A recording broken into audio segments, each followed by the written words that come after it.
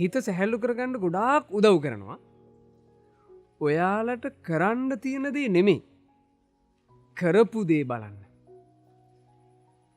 කරන්න තියෙන දේ ඊළඟට මේ වෙනකොට කරගන්න බැරි වෙච්ච දේ ඒව බලනකොට හිත බරයි.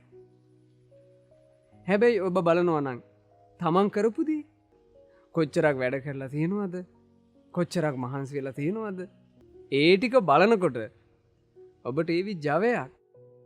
අහන්න මේ කතාව. එක අවස්ථාවක විහාරස්ථානයක තියෙන මල් වැටක්. දරුවෙක් කර මේ මල් කපන කතුරින් කප ඉන්නවා. එයා හොඳටම හිම්බත් වෙච්චි බව බාහිරින් බලාගෙන ඉන්න ස්වාමීන් වහන්සේ නමකට පෙවුණා. එයාගේ මූණ හොඳටම හිම්බත් වෙලා සන්තෝෂෙන් නෙමෙයි මේ වැට කපන්නේ. ස්වාමීන් වහන්සේ දැක්කා එයා බලාගෙන ඉන්නේ කපන්න තියෙන කොටස දිහා. Tamanට තව ඉස්සරහට කපන්න ඉතුරු වෙලා තියෙන කොටස. ඒ පැත්ත බලාගෙන තමයි මෙයා මේ මූණ එල්ලගෙන අමාරුවෙන් වැට කපන්නේ. ස්වාමීන් වහන්සේ ළඟට වැඩම කළා. අර පුතාගෙන් ඇහුවා ඔයාට අමාරුයිද? මහන්සියිද? එතකොට මේ දරුවා කිව්වා ස්වාමීන් වහන්සේ අමාරුවක් මහන්සියක් නෑ. ඒ වුණාට ස්වාමීන් වහන්සේ තව කොච්චර කපන්න තියෙනවද?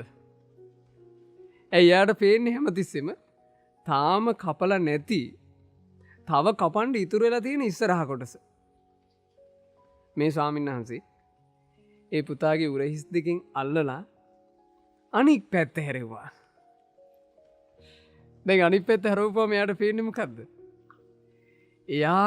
එයාගේ දක්ෂකමින් ලස්සනට කපපු කොටස පේනවනේ.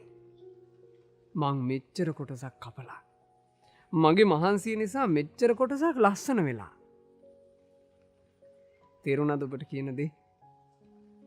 ගොඩාක් හිත බර වෙන්න හේතුව කරන්න තියෙන දේවල් කරගන්න බැරි වෙච්චි අතපසු වෙච්චි දේවල් අපි තදට හිතට ගන්නවා.